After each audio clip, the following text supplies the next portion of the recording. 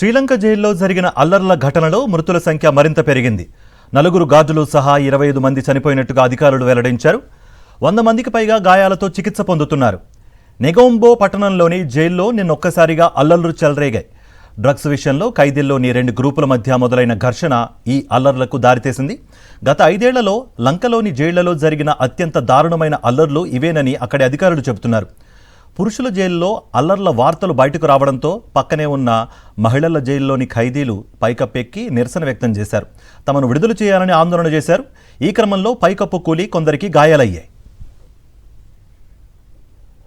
శ్రీలంక జైల్లో జరిగిన అల్లర్ల ఘటనలో మృతుల సంఖ్య మరింత పెరిగింది. 4 గార్డులు సహా 25 మంది చనిపోయినట్టుగా అధికారులు వెల్లడించారు. 100 మందికి పైగా గాయాలతో చికిత్స పొందుతున్నారు. నెగొంబో పట్టణంలోని జైల్లో నిన్నొక్కసారిగా అల్లర్లు చెలరేగాయి. డ్రగ్స్ విషయంలో ఖైదీల్లోని 2 గ్రూపుల మధ్య మొదలైన ఘర్షణ ఈ అల్లర్లకు దారితీసింది. గత 5 ఏళ్లలో లంకలోని జైళ్లలో జరిగిన అత్యంత దారుణమైన అల్లర్లు ఇవేనని అక్కడి అధికారులు చెబుతున్నారు. పురుషుల జైల్లో అల్లర్ల వార్తలు బయటకు రావడంతో పక్కనే ఉన్న మహిళల జైల్లోని ఖైదీలు పైకప్పెక్కి నిరసన వ్యక్తం చేశారు. తమను విడుదల చేయాలని ఆందోళన చేశారు. ఈ క్రమంలో పైకప్పు కూలి కొందరికి గాయాలయ్యాయి. మరిన్ని అప్డేట్స్ కోసం ఛానల్ ను సబ్స్క్రైబ్ చేయండి. నోటిఫికేషన్స్ కోసం బెల్ ఐకాన్ పై క్లిక్ చేయండి.